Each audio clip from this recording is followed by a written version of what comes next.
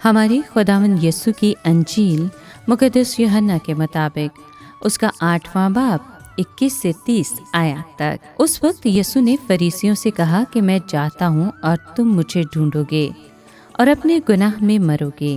जहाँ मैं जाता हूँ तुम नहीं आ सकते। तब यहूदियों ने कहा, क्या वो खुदकुशी कर लेगा जो वो कहता है कि जहाँ मैं जाता हूँ तुम नहीं आ सकते। उसने उनसे कहा, तुम नीचे के हो, मैं ऊपर का हूँ। तुम इस दुनिया के हो, मैं इस दुनिया का नहीं हूँ। इसलिए मैंने तुमसे कहा है कि तुम अपने गुनाहों में मरोगे, क्योंकि अगर तुम ईमान ना लाओगे कि मैं वही हूँ तो तुम अपने गुनाह में मरोगे। तब उन्होंने उससे कहा, तो तू कौन है? यीशु ने उनसे कहा, मैं वही हूँ जो शुरू से तुमसे कहता आया हूँ। मुझे तुम्हारी निस्बत बहुत कुछ कहना और फैसला करना है, मगर जिसने मुझे भेजा है सच्चा है, और वो बातें जो मैंने उससे सुनी हैं मैं दुनिया से कहता हूँ। वो ना समझे कि ये हमसे बाप की निस्बत कह रहा है।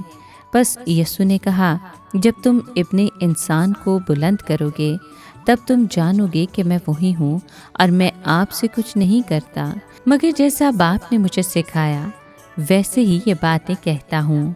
और जिसने मुझे भेजा है वो मेरे साथ है, और उसने मुझे अकेला नहीं छोड़ा, क्योंकि मैं हमेशा वही काम करता हूँ जो उसे पसंद आते हैं। जब वो ये बातें कह रहा था तो बतेरे उस पर ईमान लाए।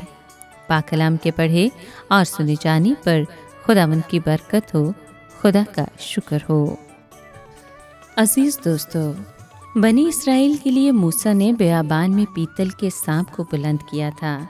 जो भी उस पर निगाह करता था शिफा पाता था। इसी तरह यीशु ने अपने आप को सलीब पर बुलंद किया ताकि जो उस पर निगाह करे वो निजात पाए। सलीब हमारी निजात है और हमारी ज़िंदगी की अलामत है, हमारी मंजिल का निशान है और हमारी फतह का बाइस है।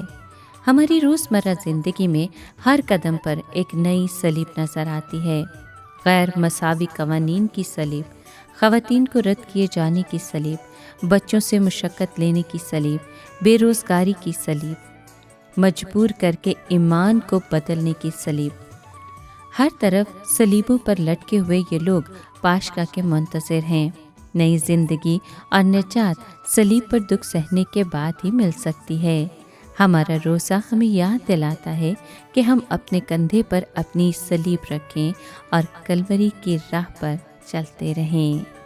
ऐ खुदाए मेहरबान, तेरी सलीबी मौत ने मेरी ज़िंदगी को सरासर तब्दील कर दिया है।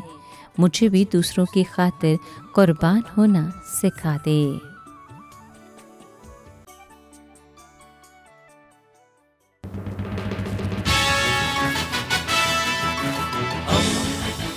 दोस्ती का पैगंबर, रेडियो वेरितास एशिया।